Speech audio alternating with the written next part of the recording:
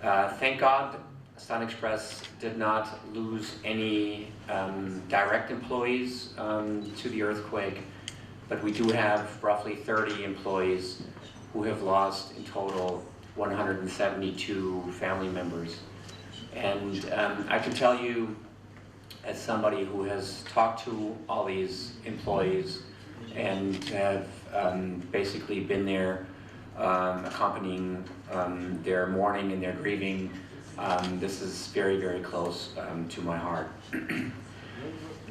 At the same time, I think the earthquake has shown one of the key strengths and characteristics of Turkey and also of the Turkish people, which is solidarity, which is sympathy, which is compassion, and which is standing by each other and having each other's back in tough times. And this is also what we have done. We have immediately jumped to action.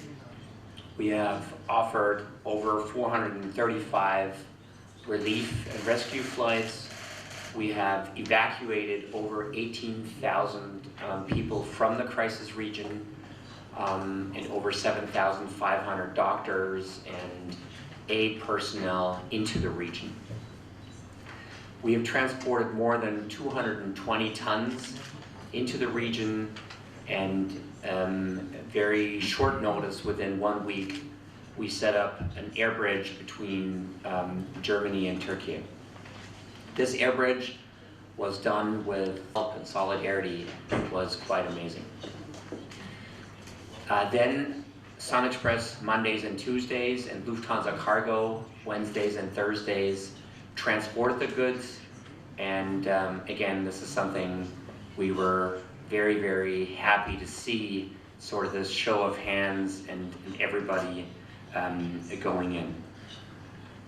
I want to say a few things before we really start with the official press conference, but again, this is close to our heart.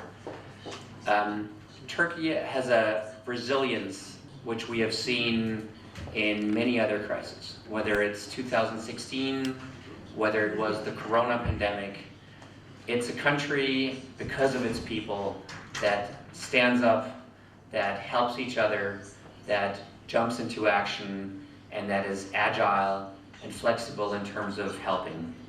And so I have absolutely no doubt in my mind that Turkey will come out of this earthquake disaster and will pull through it.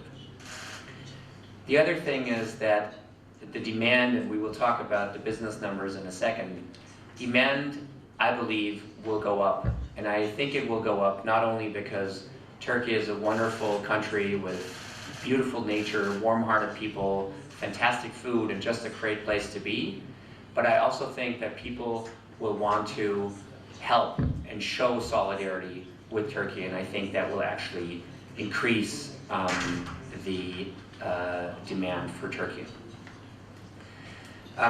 Before we go to the official part, we have a new deputy CEO of the company, Tuncay. He's now been with us 3.5, 4 months, and I would like Tuncay, for you to meet Tuncay and to introduce yourself real quick. Teşekkür ederim Max. Değerli basın mensupları, öncelikle hepiniz hoş geldiniz. Max Bey'in söylediği üzere SunExpress'te 3 ay önce göreve başlamış bulunmaktayım. Kısaca kendimden bahsedecek olursak, yaklaşık 15 yıldır Türk Hava Yolları'nın çeşitli birimlerinde çalıştıktan sonra SunExpress ailesine katıldım. Bu Max Bey de kısaca bahsetti. Depremle ilgili olarak da ben bir parantez açmak istiyorum.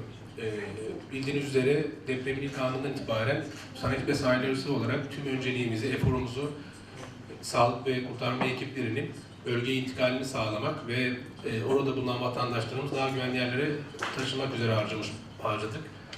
Bu konuda da sizlere çok teşekkür ediyoruz. Bizim yaptığımız çalışmaları halkımıza duyurdunuz, anlık olarak bilgi aktarımı sağladınız. Bundan dolayı destekleriniz ötürü size çok teşekkür ederim. Tekrar katıldığınız için çok teşekkürler.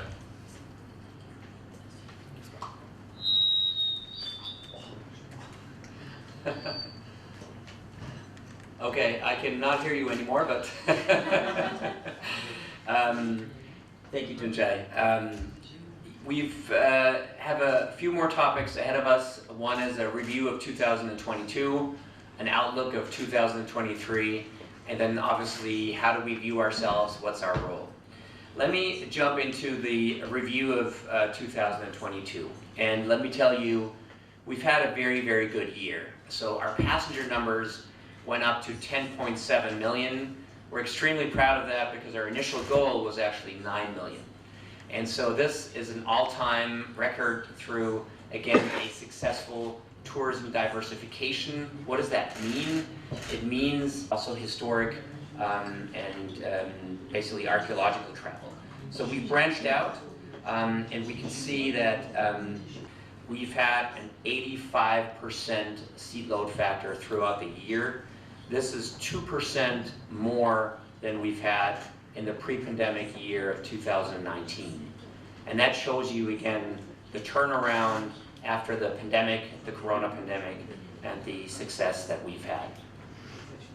We had 1,487 million in revenue. We've achieved not only our budget, but an aircraft, roughly 7 in Antalya, 3 in Izmir, and 1 in Ankara. That shows you how much growth we're making. That would have been 60, and now we decided just a couple of weeks ago to add another 6 aircraft, 16 Anatolian cities connected to 18 European cities. So we have increased the capacity in Anatolia for visiting friends and relatives. But we have also seen significant growth in the touristic part, the Riviera part, the sun and beach tourism. And again, here we have demands and bookings that are also above the previous year.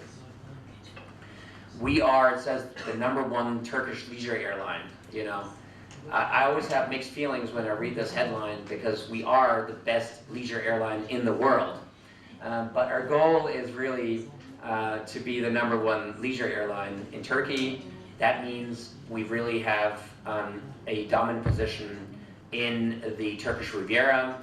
It also means that we expand our focus beyond sun and beach. I talked more important than helping earthquake victims. And for most airports, we were able to achieve exemptions from these strikes. Faaliyetleri olmuştu. Değerlendireceğiz. Öneriniz için ayrıca teşekkür ederim. We have internally.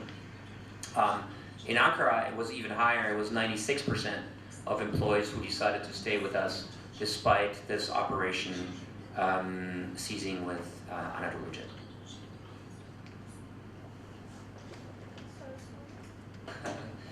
I cannot comment on this. This is a commercial driven decision.